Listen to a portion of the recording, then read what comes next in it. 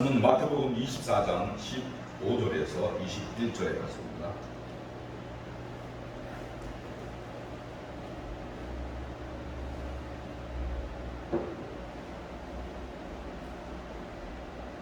마태복음 24장 15절에서 21절에 갔습니다.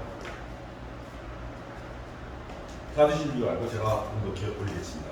그러므로 너희가 선지자 다니엘이 말한 바와 멸망에 가려한 것이 거룩한 곳에 선 것을 보거든 잃는 자는 깨달을진저 그때 유대에 있는 자는 산으로 도망할지어다. 지붕 위에 있는 자는 집 안에 있는 물건을 가지러 내려가지 말며 밭에 있는 자는 겉옷을 가져 뒤로 돌이키지 말지어다. 그날에는 아이메인 자들과 젖먹이는 자들에게 화가 있으리로다. 너희가 도망한 이 겨울에나 안식에 되지 않도록 기도하라. 이는 그때의 환란이 있겠습니다. 장세로부터 지금까지 이런 환란이 없었고 후에도 없으리라. 오늘 말씀은 가장 큰 환란이라는 점으로 이정 목사님께서 말씀 전해주셨습니다. 말씀 들으시고 많은 은혜 받으시기 바랍니다.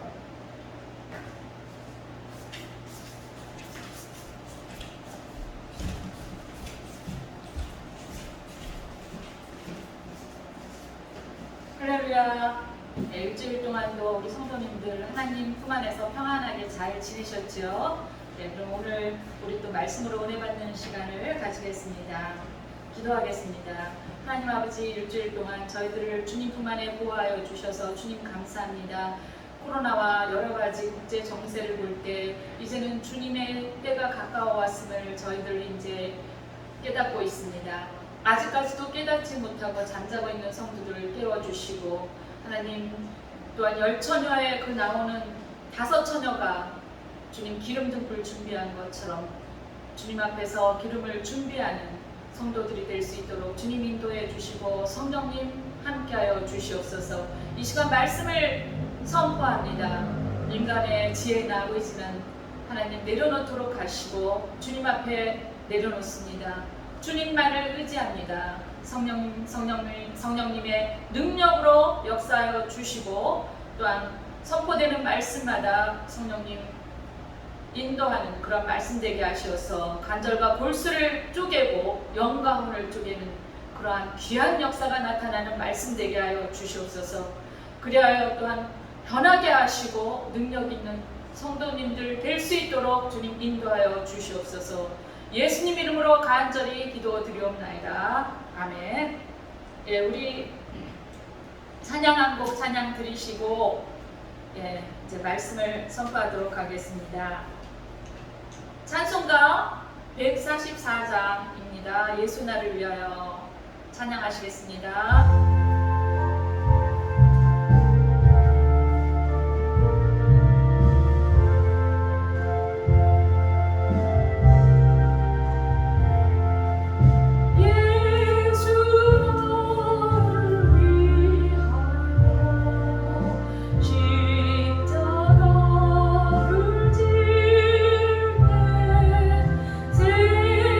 생성주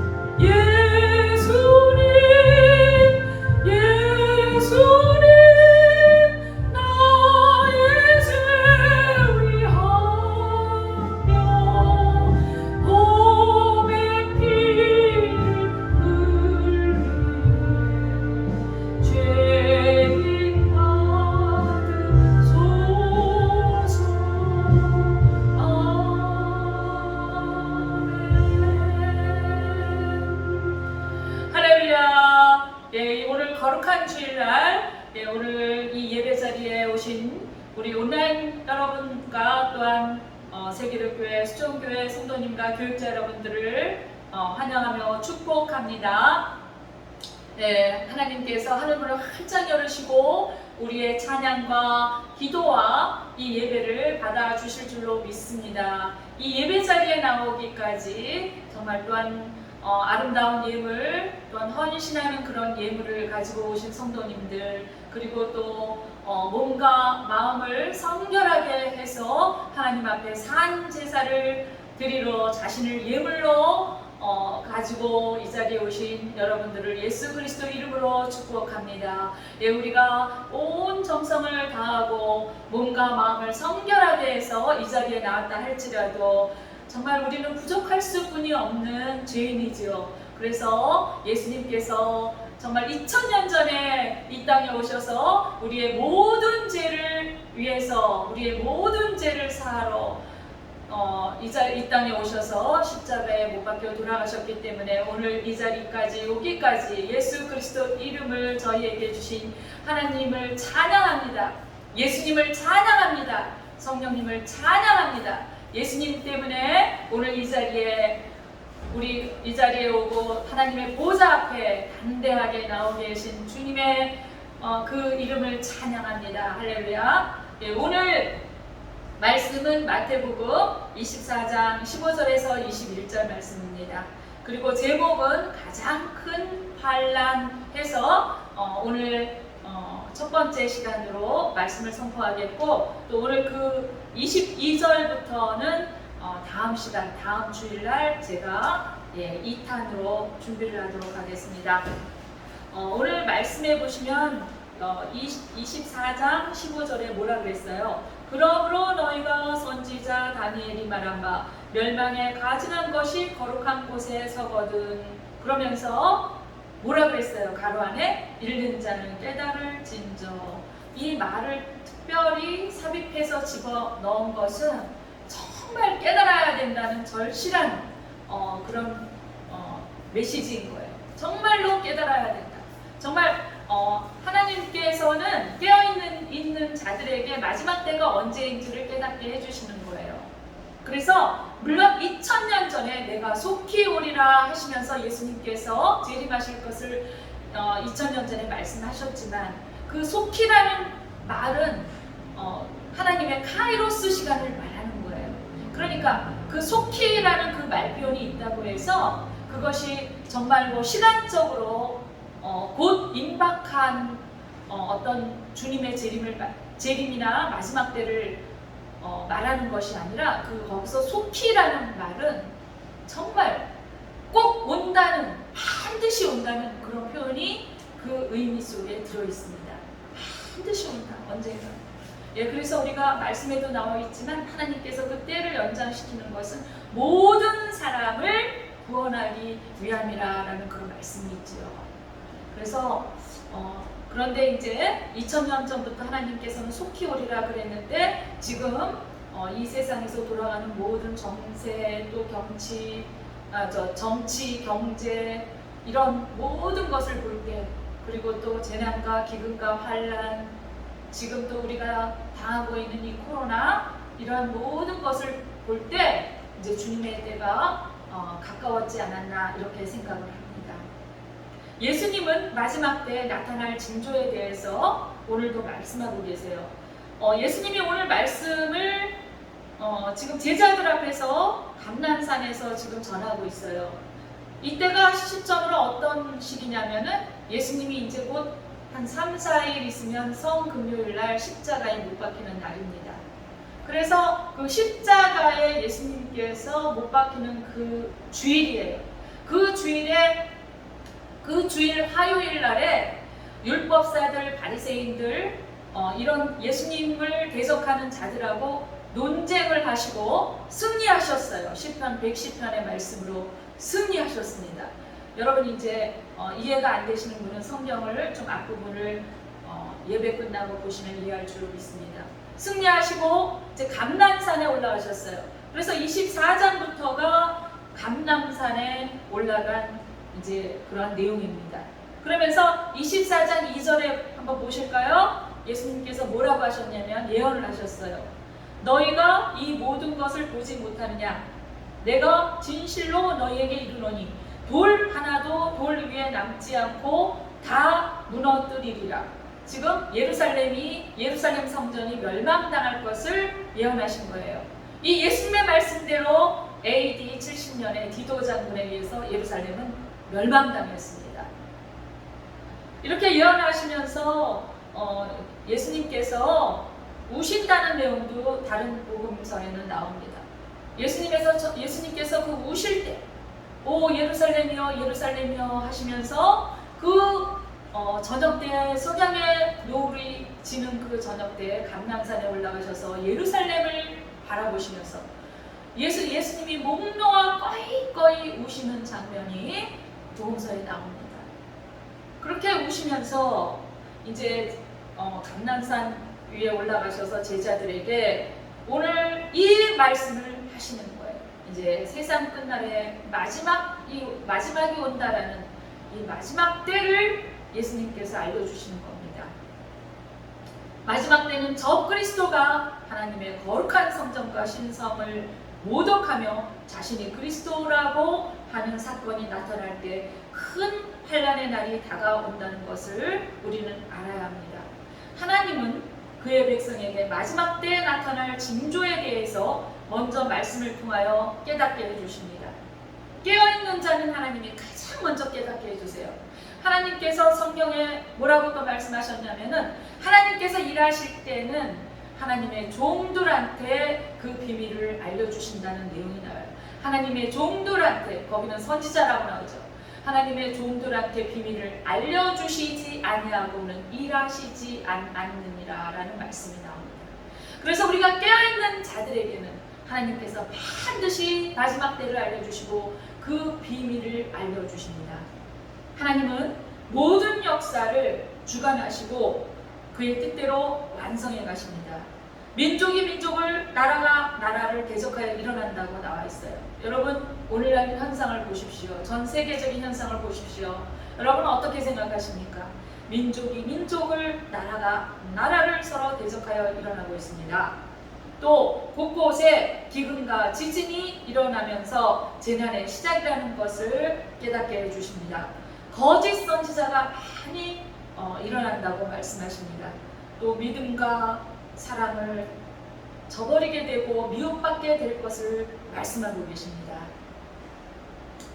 그러면 이 모든 역사를 주관하시는 하나님의 그 중심에 예수 그리스도께서 계시고 우리도 그 역사하심에 동참할 수 있도록 하나님께서는 은혜를 베풀어 주십니다. 우리도 이 같은 사실을 기억하는 결단의 마음이 필요하고, 그 첫째는 말씀을 듣는 것이고 둘째는 깨닫는 것이며 셋째는 순종하는 것입니다. 말씀이 머리로만 있으면 절대로 성령님이 역사할 수가 없어요. 그리고 그 머리에만 있는 말씀을 누가 활용하느냐? 사탄이 활용합니다. 그래서 굉장히 주의해야 합니다. 우리가 마지막 때 가장 큰 환난을 피하기 위해서 그러면 무엇을 해야 되겠습니까? 오늘 주신 말씀을 통해서 깊이 깨닫고 준비하는 성도님들 되시기를 예수 그리스도 이름으로 축원드립니다. 첫째로 말씀 보시면 가증한 것이 거룩한 곳에 선 것을 보면 큰 환난이 올 것을 알아라, 이렇게 말씀하셨어요. 자, 마태복음 24장 15절 같이 다시 한번 보실까요? 그러므로 너희가 선지자 다니엘이 명한 바, 다니엘도 예언했어요. 멸망에 가증한 것이 거룩한 곳에 선 것을 보거든 읽는 자는 깨달을진저. 정말 진실하게 절실하게 깨달아야 된다는 것을 의미해요. 그러면 멸망에 가증한 것이 뭘까요? 우리 주변에서도 쉽게 볼 수가 있어요. 속이는 자들, 거짓말하는 자들, 자신을 우상으로 삼는 자들. 성경에 보면은 니무롯이 바벨탑을 쌓고서는 하나님이 또 우리가 잘못한 것을 보고 노아의 홍수처럼 우리를 멸망시킬 수 있으니까 저 하늘 꼭대기까지 우리가 탑을 쌓자 하고 탑을 쌓았습니다. 그 니무롯이 탑을 쌓는 그 사건이 의미하는 게 뭐겠어요? 인간의 교만이 하늘을 찌른다는 거예요. 인간의 교만이 하나님을 대적한다는 것을 뜻하고 있습니다. 여러분은 어떻습니까? 저도 마찬가지입니다. 자신이 아직까지도 지금 때 하나님이 우리들한테 원하는 것이 무엇인지, 하나님이 이 시대에 우리한테 무엇을 원하고 계시는지 그것을 깨닫지 못하면서 아직까지도 부귀, 아직까지도 명예, 아직까지도 탐욕을 일삼고 있지는 않습니까? 그것이 바로 바벨탑이라는 거예요. 그리고 남들보다 좀 더 앞서기 위해서, 남들보다 좀 더 속성으로 가기 위해서, 가장 빠른 길을 택하기 위해서 하나님이 허락하신 고난을 버리고 하나님의 뜻을 저버리고 자신의 계획과 자신의 길을 가신 분은 없습니까? 오늘 이 시간 그러한 것을 보면 깨달으면서 자신을 점검하는 귀한 시간 되시길 축원드립니다. 구약은 신약의 그림자라고 했어요. 구약의 예포는 신약의 성취를 나타냅니다. 그러므로 멸망에 가져간 것이 거룩한 곳에 선 것을 보게 되는 실체가 있다는 거예요. 구약은 그림자예요. 신약은 실체예요.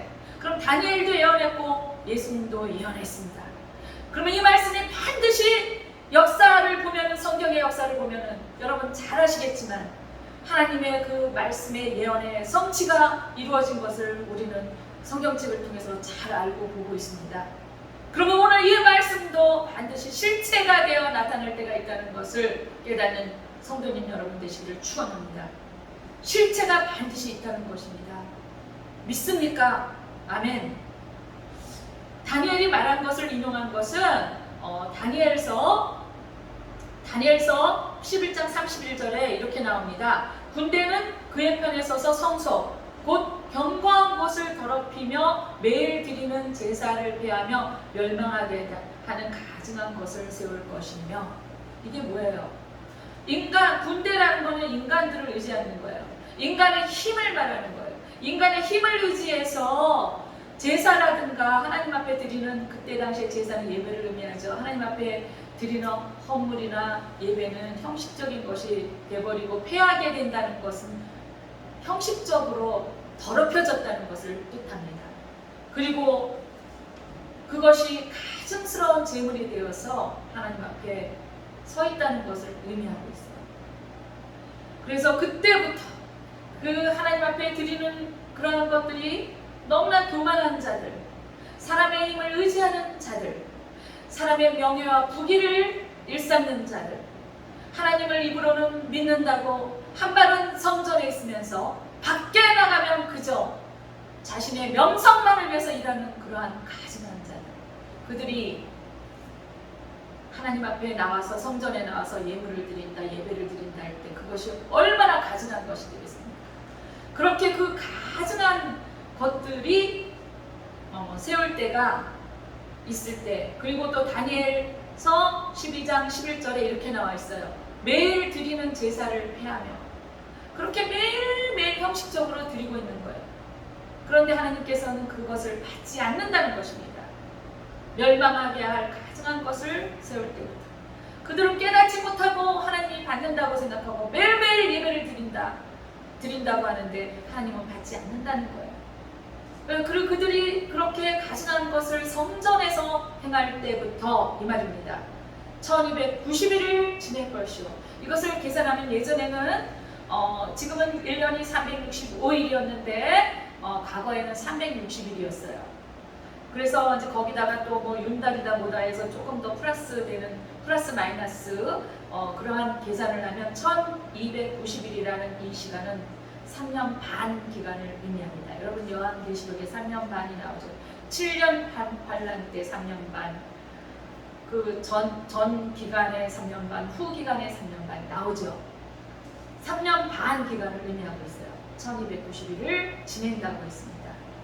그래서 헬라 시대와는 달리 예수님께서는 또 다른 가증한 물건이 예루살렘 성전에 세워질 것을 말하고 있습니다.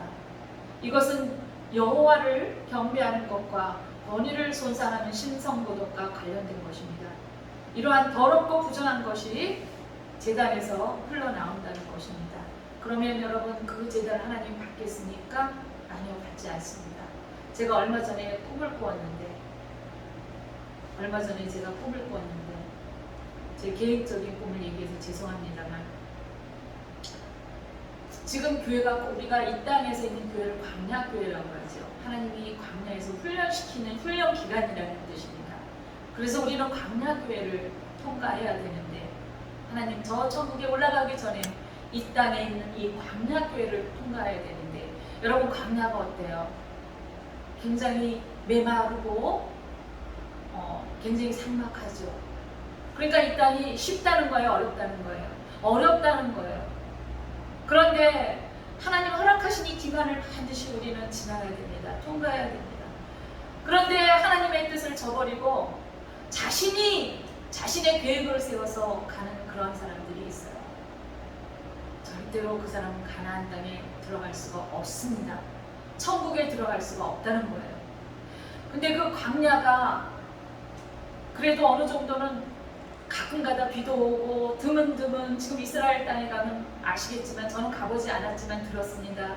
드문드문 풀포기도 있고 나무도 있어요. 그런데 제가 꿈에서 본 그 광야는 풀포기도 없고 나무도 없어요. 비도 오지 않아서 먼지가 풀풀 나는 그런 광야였습니다. 그런데 드문드문 무더기가 쌓여 있었어요. 여기저기 무더기가. 그 무더기가 무엇인가 하고 제가 가봤더니, 그 무더기가 마치 무덤처럼 되었는데 흙이 풀풀풀풀 먼지처럼 날아다니는데, 그 속을 가보니까 그릇들이 수북하게 쌓여있는 거예요. 여기도 그릇들이 쌓여있고 저기도 그릇들이 쌓여있고, 그것이 먼지에 다 뒤덮여서 너무나 더럽고 지저분해서 하나님이 기름을 담을 수 없다는 그러한 꿈을 꾸었습니다. 여러분, 지금 우리 교회가 이렇다는 거예요. 다니엘이 예언한 것처럼, 예수님께서 예언한 것처럼 마지막 때 교회가 그렇다는 것입니다. 메말라서 말씀도 없고 먼지가 풀풀 나고, 성도들이 각자 가지고 있는 자기 그릇에 기름을 담지 못할 정도로 너무나 더럽고 추한 것으로 뒤덮여 있다는 것을 뜻하고 있습니다. 여기서 가증한 것이 그랬어요. 가증한 것이라는 말은 헬라어로 비델리그마라는 말입니다. 이 말은 부델리소라는 말에서 유래됐는데, 이 부델리소라는 말은 조용히 방귀 뀌다, 좀 뜻이 좀 이렇게 동떨어진 그런 말이 있는 것 같죠. 근데 이게 어원의 뜻이에요. 가증한 것이라는 어원의 뜻이 조용히 방귀 뀌다, 고약한 냄새가 나다, 불쾌하다, 몹시 싫어한다, 이런 어원이 있습니다. 이 부델리그마는 악취로 인해서 구토를 일으킨다는 의미와, 또는 윤리적인 것과 가증하게 여겨지는 것을 뜻하고 있습니다. 하나님께서 가증하게 여기는 것은 지금 동성애가 성행하고 있고, 그 동성애를 통과시키려고 하나님을 대적하는 자들이 정말 그야말로 발악을 하고 있잖아요. 그래서 이 가증하게 여기는 것은 동성애와 기타 성도착, 그러니까 하나님이 가증하게 여기는 것은 레위기와 신명기에 하나님께서 그 법으로 쭉 나열해 놓은 내용이 있어요. 그래서 성도착이라든가 동성애, 또 우상 숭배, 또 인신제사, 의식적으로 부정한 동물을 먹는 것, 분명히 하나님의 법에 나와 있어요. 또 흠 있는 재물, 마술, 또 정직하지 못한 거래, 매음 등등 나와 있습니다. 지금 여러분 요것만 볼 때도 어떻다고 생각하세요? 지금 이 세상이 이런 것들로 성행하고 있다는 것을 우리는 알아야 됩니다. 마지막 때 적그리스도의 출현으로 교회의 분열과 혼란, 그리고 하나님의 전인 거룩한 백성이, 하나님의 성도들의 모이는 교회예요. 사실 어떻게 보면 이 교회는 의미가 없지만 당이죠. 성도들이 모이는 교회당, 예배당이죠. 그런데 왜 중요합니까? 성도들이 모여서 복음을 전하러 나가는 장소가 교회인 거예요. 그런 의미에서 교회는 중요한 장소입니다. 성전은 내 마음 속에 있습니다. 각자 자신의 마음 속에 성전이 있기 때문에 하나님이 마음과 몸을 깨끗이 하라는 것입니다. 그래서 이 고약한 냄새는 숨길 수가 없다는 거예요. 가증한 자들의 부정한 행위, 그리고 몰래 소리 없이 그 가증한 자들이 방귀를 뀌고 있지만 이 고약한 냄새는 숨길 수가 없다는 거예요. 예수님께서는 바로 이러한 예언을 통해서 이것과 비슷한 모습으로 거룩한 곳이 황폐되고 치욕당할 것이라고 하셨습니다. 오늘날 교회가 여러분 치욕을 당하고 있지 않습니까? 우리는 깨달아야 됩니다. 수치를 당하고 치욕을 당하고 있는 오늘날의 이 시대 교회입니다. 가증한 자들이 거룩한 곳에 선 것을 볼 때가 마지막 때를 알리는 징조라는 것입니다. 성경에서 거룩한 곳은 예루살렘 성전을 뜻하고 있어요. 그 안에 속한 구원받은 백성을 상징하고 있습니다. 적그리스도의 출현과 가증한 행위는 교회와 성도들의 수치가 함께하게 될 것입니다. 가증한 자들은 그곳에 우상을 세우고 신앙인들의 마음을 빼앗고 자신들의 교리로 우상을 세우고 분별할 수 없도록 작정하고 윤리와 도덕적인 양심을 앞세워서 혼란을 가져오게 합니다. 여러분, 왜 그들 보고 가증하다고 하는 줄 아세요? 자신들은 목적이 다른 데 있어요. 그런데 이 하나님을 믿는 자들을 약화시키기 위해서 그 약한 부분을 끓는다는 것이 도덕과 윤리를 일부러 강조하고 있는 거예요. 그들의 위선적인 것, 위선적인 행위, 이중적인 이 잣대가 너무나 가증하다는 것입니다. 이러한 가증한 자들이 행하는 마지막 때의 모습입니다. 가증한 자들의 역사는 멈추지 않고 계속될 것입니다. 가증한 자들은 하나님의 자리에서 떠나지 않고 여호와의 영광을 가로채고 인간을 하나님으로 높이는 사상으로 가득히 채워질 것입니다. 자신만을 자랑하고 다니고 자신만을 높이기 위해서 악용하게 될 것입니다. 다니엘서를 읽는 자들은 반드시 그 말씀에 기록된 것을 생각하며 깨달아야 됩니다. 읽고 깨달을진저라고 가로 안에 있는 말씀은 헬라어 원문에도 기록된 말씀입니다. 그러므로 너는 깨달아 알지니라 라고 기록된 말씀으로 다니엘서에도 나와 있습니다. 우리는 이 말씀을 통하여 예수님께서 친히 경고적인 말씀으로 이해해야 할 것입니다. 성경에 기록된 말씀은 구원받은 성도들이 어떻게 마지막 때를 준비하고 대비하면서 다시 오실 예수 그리스도를 맞이할 것인지에 대해서 잘 기록하고 있습니다. 그것은 가증한 자들이 거룩한 곳에 선 것을 보면 큰 환란이 있다는 것을 인식하는 성도가 되기를 바랍니다. 오늘날 전 세계를 움직이고 있는 그러한 무리들이 있습니다. 그들이 하나님을 인정하고 싶지 않아서 자기네들끼리 똘똘 뭉치는 부자들입니다. 전 세계에서 단 0.몇 %뿐이 되지 않아요. 그 조그만 무리들이 이 전 세계를 움직이고 있는 것입니다. 무엇으로 움직인다고요? 돈으로. 그래서 돈은 일만하게 뿌리라는 것입니다. 하나님이 돈을 허락하셨을 때는 그 돈을 하나님의 것으로 여기고 하나님의 뜻대로 사용해야 됨을 뜻하고 있죠. 그런데 가증한 자들, 단 몇 % 안 되는 그 소수의 무리들이, 그 아주 작은 무리들이 어떻게 이 전 세계를 움직이고 있어요. 여러분, 그것을 진지하게 생각해 보아야 됩니다. 둘째, 큰 환란이 있을 때 산으로 도망해야 된다는 것입니다. 마태복음 24장 16절 18절 보십니다. 16, 17, 18절. 그때 유대에 있는 자들은 산으로 도망할지어다.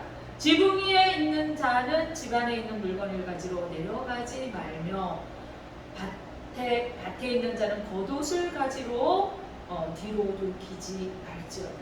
자, 근데 여기서 참 이상한 표현이 있어요. 18절에 그냥 밭에 있는 자는 이제 일하고 있는 자는 이 말이죠. 예, 여기서 밭이라는 것은 물론 우리가 사역을 뜻할 수도 있고 그냥 생활에 관련된 일을 뜻할 수도 있어요. 중요한 것은 겉옷을 가지러 가는데 뒤로 돌이키지 말라는 거예요. 그러니까 일하다가 어떻게 해요? 겉옷을 가지러 이렇게 뒤로 돌이키지 말라. 그런데 겉옷이 뭐 꼭 뒤쪽에만 있습니까? 아니죠. 앞으로 갈 수도 있죠. 근데 왜 예수님께서는 이렇게 표현을 하셨을까? 우리 의문을 가져야 됩니다. 멸망에 가증한 것이 거룩한 곳에 있었을 때 해야 할 일은 산으로 도망하되 신속하게 움직여야 합니다. 우리 산도 의미가 있죠. 여러분 성경책의 산이 뭐예요? 쉽게 말하면은 성경책에서 나오는 산은 예전에 그 성전이 어디에 있었어요? 산 위에 있었어요. 산 꼭대기에. 모세가 율법을 받으러 성막의 식양을 받으러 어디로 올라갔어요? 산으로 올라갔어요. 시내산에. 그래서 성경에서는 산이 하나님을 만나러 가는 장소입니다. 근데 그래서 여기서는 어디로 도망가라? 산으로 도망가라는 거예요. 신속하게 움직여서 가라는 거예요. 지체하면 하나님의 말씀에 불순종하는 것입니다. 유대는 여기서 유대에 있는 자들은 산으로 도망할지어다 하고 16절에 나왔는데 유대는 찬양이란 뜻이 있죠. 유다 지파를 뜻하고 있어요. 그래서 유다 지파를 따라 망명된 팔레스타인의 한 지역을 가리키는 거죠. 지역입니다. 유다 지파가 거주한 것입니다. 유다 지파는 하나님을 찬양하며 거룩한 백성의 삶을 보여주는 상징이 되고 있어요. 자신의 신앙 전수를 고백하는 백성을 상징하고 있습니다. 이 찬양하다, 고백하다, 칭찬받다, 보여준다는 뜻이 이 유대라는 뜻에 들어있어요. 또한 유대는 그곳의 주민에 대해서 사용된 말입니다. 넓은 의미에서 팔레스타인 전체와 유대 온 땅을 지칭하는 말입니다. 마지막 때 닥쳐올 그 큰 환란이 유대에 있는 자들에게 미칠 영향에 대해서 예수님은 지금 말씀하고 있습니다. 이것은 예루살렘뿐만 아니라 유대 지경 전체를 의미하는 말씀입니다. 이스라엘의 지리상 유대 산지는 남북으로 뻗어 있어요. 여러분 이제 지도를 보면 아시죠? 이렇게 쭉 길게 남북으로 뻗어 있어요. 우리나라처럼. 그리고 동쪽은 광야이고 그리고 서쪽은 낮은 평야입니다. 그러니까 여러분 쪽에서 보면 동쪽, 서쪽 이렇게 되겠죠. 그리고 중간에 요단강 줄기가 쭉 이렇게 놓여 있죠. 마지막 때 피할 장소가 산이라고 말씀합니다. 유대인들에게 산은 특별한 의미가 있습니다. 그들에게서는 하나님의 보호와 도움의 근원이 되기 때문입니다. 출애굽의 역사를 통해서 이스라엘 백성에게 새 생명을 주시고 소망의 길을 열어주신 곳이 시내산이죠. 하나님은 천사를 통하여 로세 가족이 소돔과 고모라를 심판하실 때도 피할 곳이 산이었습니다. 그 산은 시온산을 의미하고 시온은 예루살렘 성전이 있는 곳이고 이스라엘 백성이 하나님을 만나기 위해서 모이는 거룩한 산이었습니다. 이것이 유대인들에게 복음이며 기쁜 소식이 증거되는 장소였습니다. 우리에게 있어서 산은 어디입니까? 복음이고 예수 그리스도의 품을 말하고 있습니다. 주님은 나의 반석이며 요새가 되시기 때문에 영원한 안식처가 되는 곳입니다. 고대 성경시대의 사람들은 지붕 위에 올라가서 하는 일들이 많았습니다. 17절 보시면 지붕 위에 있는 자는 그랬죠. 집안에 있는 물건을 가지러 내려가지 말며 그랬어요. 예수님이 한 귀절 이렇게 말씀하신 데는 다 의미가 있어요. 그래서 고대 성경시대 사람들은 지붕에 올라가서 하는 일들이 많았는데 당시의 지붕은 평평하게 만들어졌고 여러 가지로 사용하는 용도가 많았습니다. 첫째는 휴식의 공간이었고 지붕 위에 다윗이 휴식하러 올라갔다가 누구를 봤어요? 바세바를 보았죠. 둘째는 일상생활을 위한 식료품을 만드는 장소로 이용된 장소가 지붕 위였습니다. 또 라합이 지붕에 올라가서 이제 하나님의 그 정찰꾼들을 살려주어서 라합이 예수님 족보에 올라간 여인이 되었죠. 이 라합이 지붕에서 3대를 말리는 장소로 사용된 장소가 바로 지붕 위였습니다. 셋째는 종교적인 의미로 초막을 만드는 장소였어요. 초막절 되면은 이제 지붕에 올라가서 이렇게 작게 크게 초막을 만들고 일주일간 거기에서 거하면서 하나님 말씀을 읊조리면서 하나님을 생각하곤 했습니다. 넷째는 가옥 구조를 보면 지붕이 모두 연결되어 있기 때문에 위험에 처한 사람이 위험에서 빠르게 벗어날 수 있는 장소가 바로 지붕 위였습니다. 예수님께서 마지막 때를 경고하면서 지붕 위에 있는 자들은, 그러니까 지붕 위에 있는 자들은 어떤 자들이에요? 지금 지붕 위의 의미를 제가 말씀드린 것처럼 이 마지막 때를 알고 피해서 온 자들을 말하는 거예요. 그래서 이 피해서 온 자들, 지붕 위에 있는 자들은 다시 물건을 가지러 뭘 잊어버렸다 해서 물건을 가지러 집 안으로 들어가지 말라는 거예요. 집 안으로 내려가지 말라는 뜻이 있습니다. 이 말의 의미는 급하게 도망쳐야 할 시기가 속히 온다는 것을 뜻하고 있습니다. 유대인들은 자신들의 경작지를 거처가 있는 성에서 조금 떨어진 성 밖에 마련했어요. 18절 보시면 밭에 있는 자는 겉옷을 가지고 뒤로 돌이키지 말지어다 그랬잖아요. 그래서 그 경작지가 자기네가 사는 거처지에서 조금 떨어진 성 밖에 마련하고 있었어요. 집 옆에 있진 않아요. 조금 이제 가서 성 밖에 경작지가 있었다는 거예요. 그리고 일터에 나갈 때는 두꺼운 외투를 집안에 두고 나간다고 합니다. 왜 그럴까요? 이들의 외투는 굉장히 이 당시에 유대인들에게, 히브리인들에게 이 외투는 굉장히 중요하고 소중한 옷이에요. 그냥 지금 우리가 입는 이런 옷을 의미하는 게 아니에요. 그것이 때로는 그 추위를 덮어주는 이불이 되기도 하고 또 길 가는 나그네한테 필요하면 주기도 하는 소중한 물건이 되기도 하고 돈이 없으면 전당포에 맡기는 생계를 유지하는 수단이 되기도 하는 그러한 옷이에요. 근데 유대인들이 가장 중요시하게 여기는 것은 하나님 앞에 나갈 때 의식적으로 입는 그런 옷을 겉옷이라고 합니다. 그래서 이 겉옷을 집안에 두고 활동하기 좋은 가벼운 의복을 입고 일터에 나갔습니다. 그냥 일반 겉옷이다 그러면 우리는 외출복도 겉옷이고 일할 때 입는 옷도 겉옷이고 속옷과 겉옷 이렇게 두 부분으로 나누지만 히브리인들은 겉옷 할 때는 단순하게 겉옷이 아닌 거예요. 가장 소중한 옷이 겉옷이에요. 이 겉옷은 히브리어로 베게드라고 하는데 베게하고 좀 연관된 말이 아니죠. 베게드라고 하는데 단순한 옷을 의미합니다. 그런데 굉장히 소중한 옷이에요. 히브리인들의 의복은 활동복과 실내에서 입는 옷이 구분되어 있습니다. 야외에서는 겉옷을 입었고 실내에서는 속옷을 입었어요. 우리는 집안에서도 밤에 잘 때 입는 옷 외에는 집안에서도 겉옷을 입는데 히브리인들은 집안에서 속옷을 입고 있었다는 거예요. 겉옷은 두껍고 견고하게 만들어졌어요.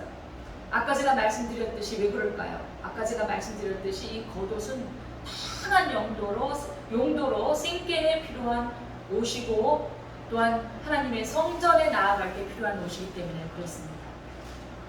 그리고 잠을 잘 때 덮을 수 있도록 만들었고 주로 양모로 만들어졌어요. 헬라인들의 속옷은 히브리인들과 달랐어요. 우리 헬라인들 그러면 그냥 대체로 이방인들, 지금 우리들 이렇게 생각하시면 됩니다. 성경에서 말하는 헬라인들은 이방인들, 우리들 이렇게 히브리인들 외에 다른 사람들은 헬라인들이라고 그렇게 이해하고 있으면 돼요. 우리들의 속옷처럼 안에 받쳐 있는 옷이었어요. 유대인들이 생각하는 겉옷은 이 겉옷을 헬라어로 하마티온이라고 하는데 겉옷과 의복, 외출복 그런 뜻이 이 겉옷이라는 의미예요. 겉옷이 될 수도 있고 담요가 될 수도 있고 이불이 될 수도 있고 또 먹는 생계 수단이 될 수도 있고 외출복이 될 수도 있고 성전에 나아가서 예배를 드릴 때 입는 예복이 될 수도 있습니다. 이 겉옷은. 그래서 그 겉옷에는 어떤 술이 달려 있어요. 술.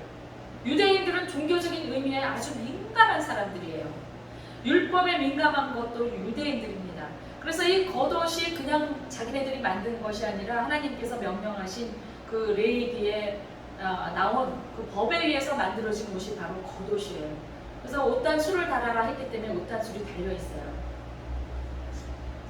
그러면 이러한 이 겉옷을 가지러 간 자들은 환란이 왔을 때 반드시 죽게 될 것이라는 뜻입니다. 왜 그래요? 이렇게 당장 현실에 필요한 옷이 바로 겉옷이에요. 그리고 예배 드리러 갈 때 그 당시는 예배가 형식적인 예배였어요. 그 형식적인 예배를 드리러 갈 때 입는 옷이 겉옷이었는데 그 겉옷을 가지러 뒤를 돌이켜서 겉옷을 가지러 가면 반드시 화가 미칠 것이라는 그런 뜻이 담겨있는 귀절입니다. 우리는 율법의 매인 자들이 아니라는 거예요. 여기서 말하는 그 의미는 어떤 뜻이냐면 겉옷을 가지러 간다. 율법의 매인 자들이라는 거예요. 제가 쭉 설명드려서 이해를 하시겠죠. 율법의 매인 자들이 율법에 얽매여서 뒤를 돌아볼 때는 죽는다 이런 뜻이에요. 우리는 율법의 매인 자들이 아니기 때문에 율법의 매인 자들이 아니고 무엇을 바라봐야 됩니까? 복음을 바라봐야 된다는 뜻입니다.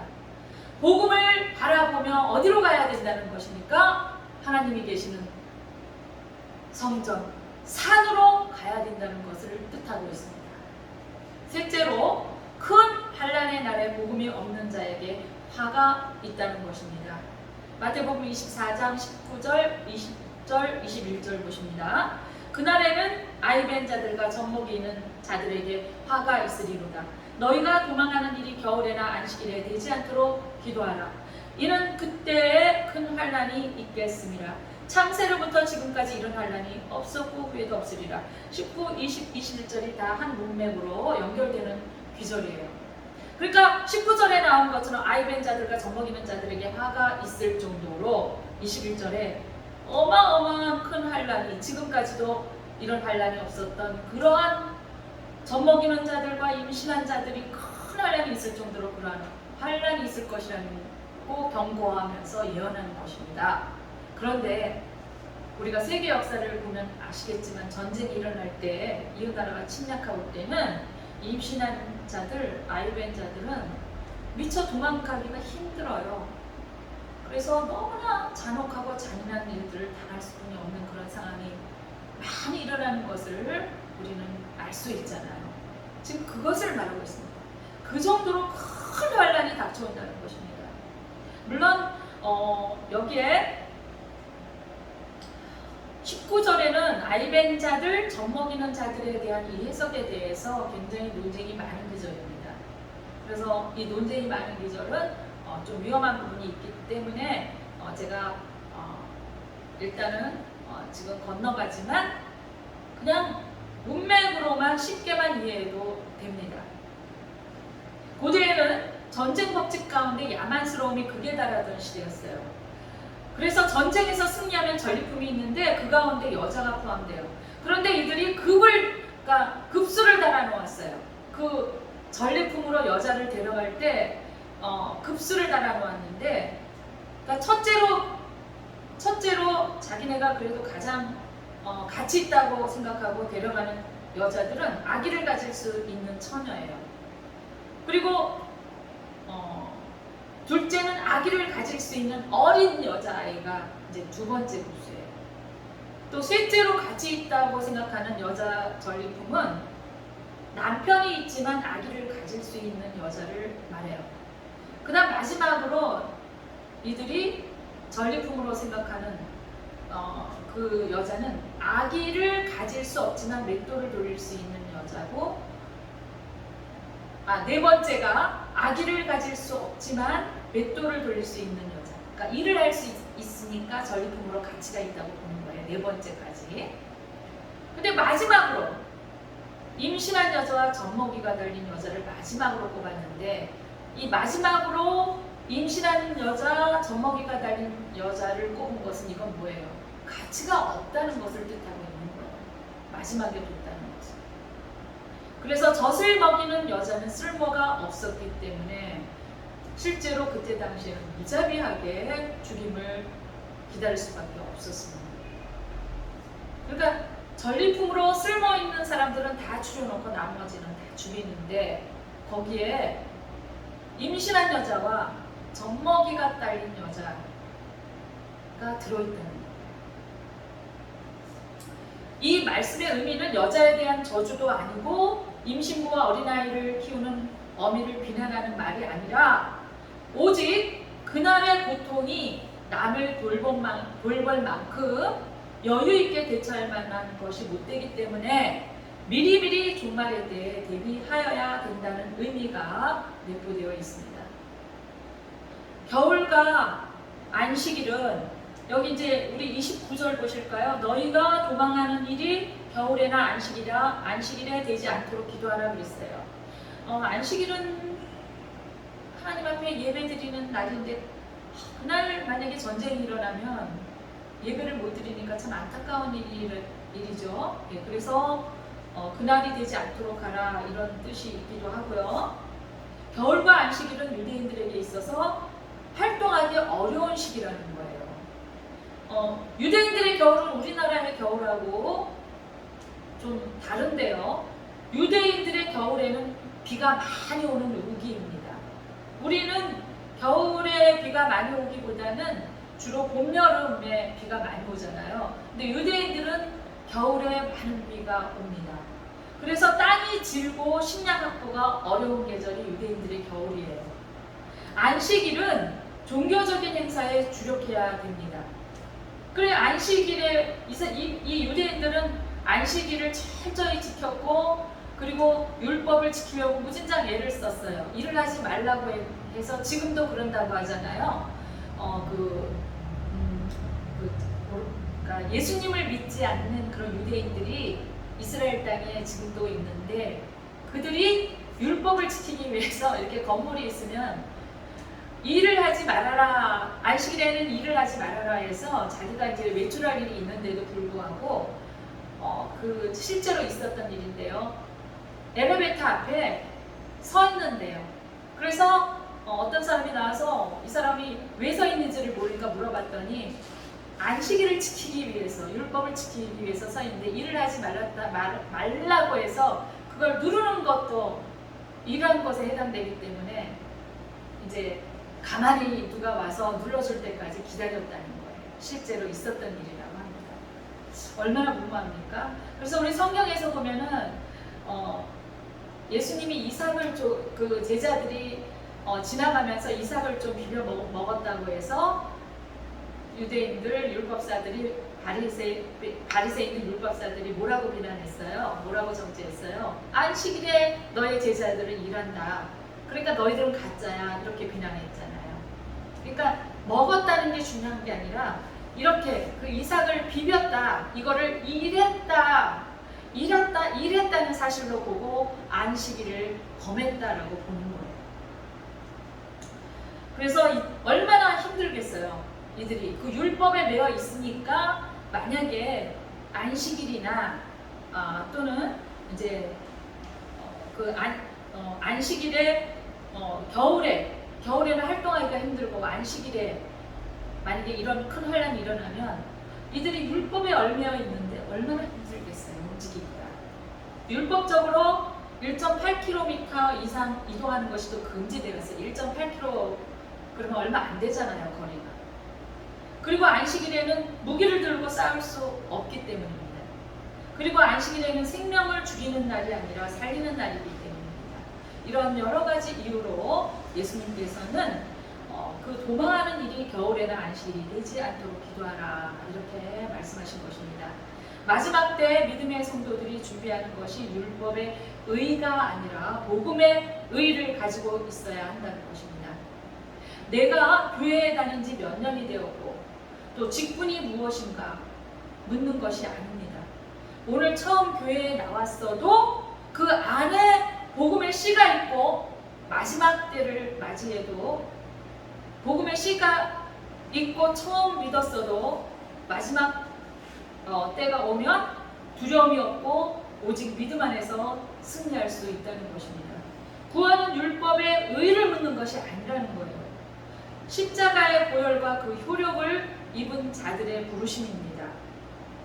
우리는 복음의 의를 위하여 기도하는 성도가 되어야 합니다.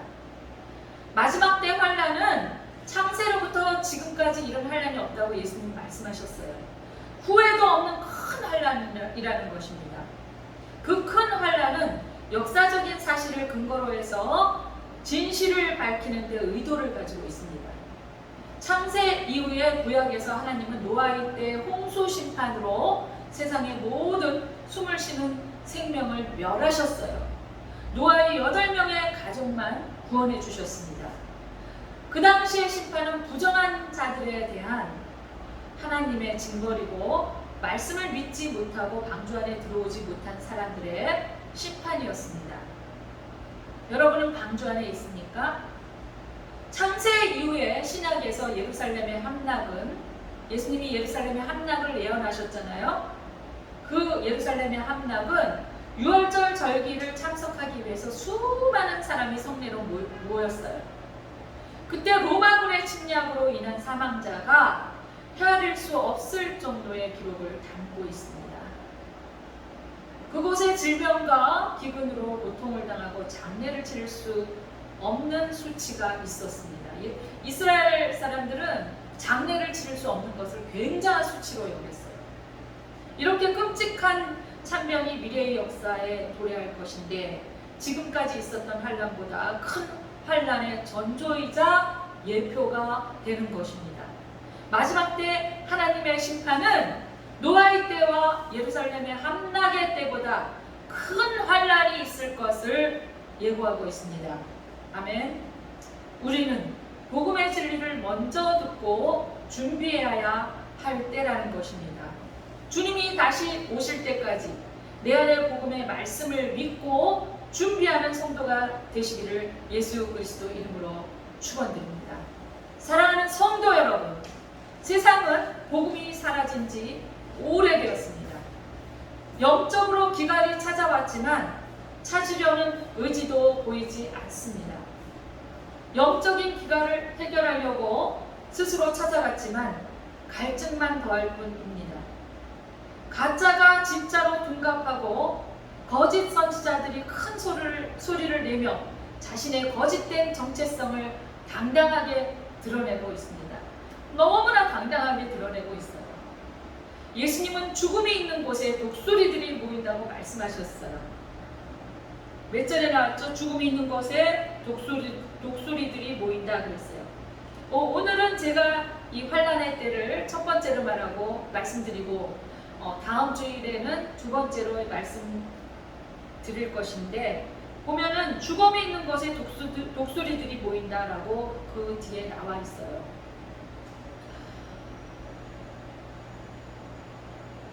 세상은 부정한 자들의 자리가 되었고 오직 진리를 찾아볼 수 없는 시대에 살고 있습니다. 그러나 성경은 믿는 자들에게 가장 큰 환난의 날에 피할 길을 알려주셨습니다. 그곳이 산이며 복음입니다. 우리는 내 안에 복음이 있는지 확인하는 시간이 되시기를 축원합니다. 예수님의 재림은 종말론적인 사건이며 종말의 사건이 점진적으로 이루어져 가고 있습니다. 창세로부터 지금까지 없었던 이 큰 환난은 예루살렘의 멸망과 재앙 그리고 전 우주적인 재앙과 동시에 적용될 사건들입니다. 반드시 성취될 사건들입니다. 이제 곧 실체가 되어 나타날 사건들인 것입니다.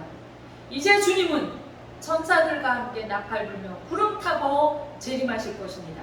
그때 천사들은 복음을 가진 자들을 찾아 천국 혼인잔치에 참여하게 할 것이며 참여하는 자들은 십자가의 효력을 입는 자들입니다. 우리는 그 복음의 등불을 가진 거룩한 주님의 자녀인 줄 믿고 감사하는 성도가 되시기를 예수 그리스도 이름으로 축원합니다. 기도하시겠습니다. 하나님 아버지, 오늘 말씀을 주신 것을 주님 아버지 너무나 감사를 드립니다. 우리가 오늘 이 말씀을 마음 중심에 아버지와 심어놓고 경각심을 가질 수 있는 저희들 되게 하셔서 아버지 깨어있는 성도가 되게 하여 주시옵소서. 하나님, 저희가 저희 길을 사람이 마음으로 자기의 길을 계획한다 할지라도 그의 걸음을 인도하시는 이는 하나님이라고 하셨습니다. 아직까지도 우리가 이 시대적인 분별을 하지 못하고 깨어있지 않았다면 주님 불쌍히 여겨서 하나님, 저희가 주님의 길을 갈 수 있도록 주님 인도하여 주시옵소서. 사람의 마음에는 많은 계획이 있어도 오직 여호와의 뜻만이 완전히 서리라고 하셨습니다. 하나님 믿습니다. 하나님의 그 뜻이 반드시 성취되며 하나님의 언약이 성취될 것을 믿습니다.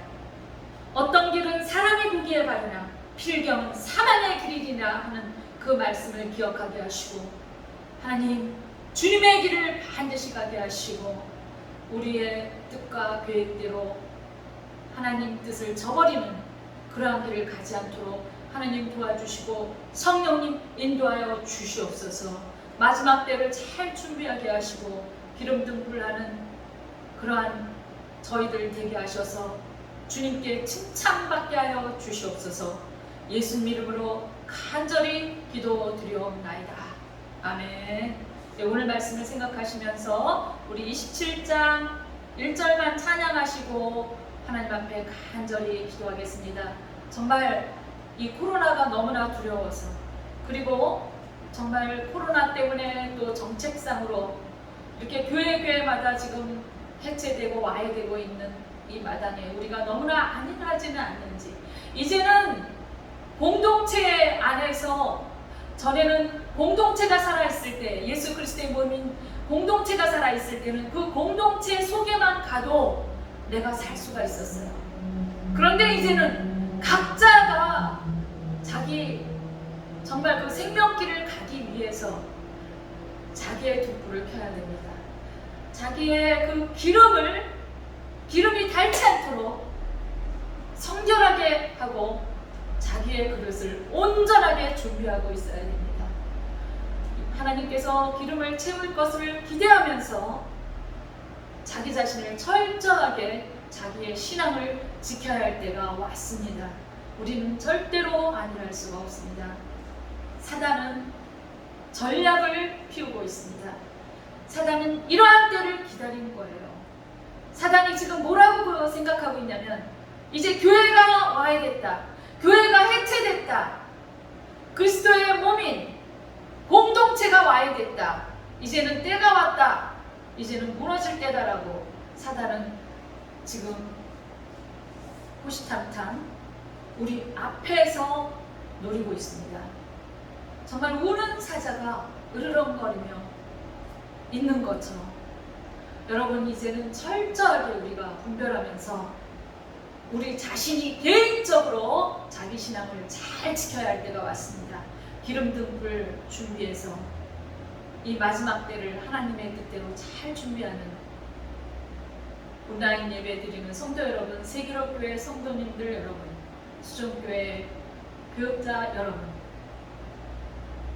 그러한 성도님들 되시기를 예수 그리스도 이름으로 축원합니다. 찬양하시겠습니다.